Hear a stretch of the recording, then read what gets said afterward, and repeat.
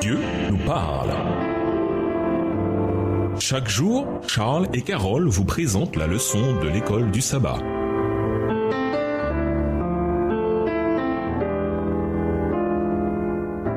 Bienvenue dans votre émission Dieu nous parle. Nous voilà au mercredi 19 octobre. Dilemme. Lisons les textes suivants. Quelle question pose problème à Job? Quelle question n'a-t-il pas posée?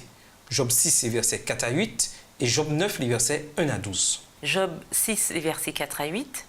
Car les flèches du Tout-Puissant m'ont percé et mon âme en suce le venin. Les terreurs de Dieu se rangent en bataille contre moi. L'âne sauvage crie-t-il auprès de l'herbe tendre? Le bœuf mugit-il auprès de son fourrage? Peut-on manger ce qui est fade et sans sel? Y a-t-il de la saveur dans le blanc de neuf? Ce que je voudrais ne pas toucher, c'est là ma nourriture, si dégoûtante soit-elle. Puisse mon vœu s'accomplir et Dieu veuille réaliser mon espérance. Job 9, les versets 1 à 12. Job prit la parole et dit, « Je sais bien qu'il en est ainsi. Comment l'homme serait-il juste devant Dieu? S'il voulait contester avec lui sur 1000 choses, il ne pourrait répondre à une seule. À lui la sagesse et la toute-puissance qui lui résisteraient impunément. Il transporte soudain les montagnes, il les renverse dans sa colère. » Verset 6. Il secoue la terre sur sa base et ses colonnes sont ébranlées. Il commande au soleil et le soleil ne paraît pas. Il met un sceau sur les étoiles. Seul il étend les cieux, il marche sur les hauteurs de la mer. Il a créé la grande ours, l'Orion et les Pléiades et les étoiles des régions australes. Il fait des choses grandes et insondables, des merveilles sans nombre. Voici, il passe près de moi et je ne le vois pas. Il s'en va et je ne l'aperçois pas. S'il enlève, qui s'y opposera? Qui lui dira? Que fais-tu? Comme nous l'avons dit dans l'étude d'hier, la question de l'existence même de Dieu n'apparaît jamais dans le livre de Job. La question était plutôt « Pourquoi Job traverse-t-il toutes ces épreuves ?»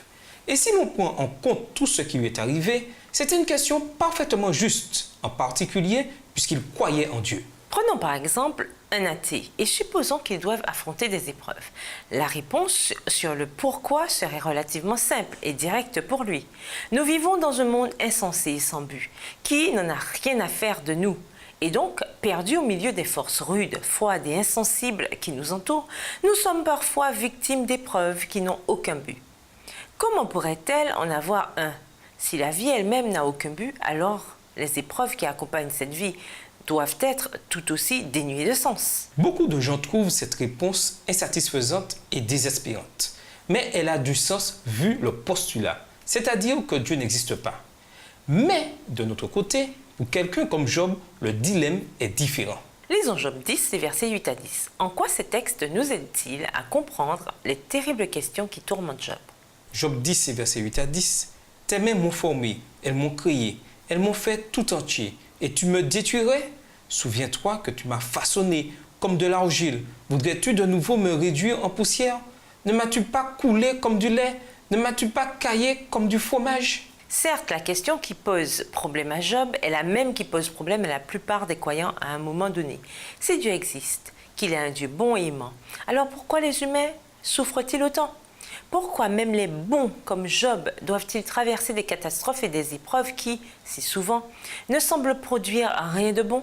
À nouveau, si l'univers était sans Dieu, la réponse serait « Voilà ce que c'est de vivre dans un cosmos purement matérialiste dans lequel les humains ne sont que des produits dérivés d'atomes et de molécules. » Job était plus avisé que cela. Nous aussi, d'où le dilemme.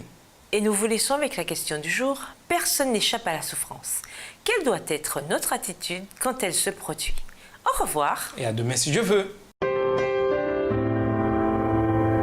Dieu nous parle. Chaque jour, Charles et Carole vous présentent la leçon de l'école du sabbat.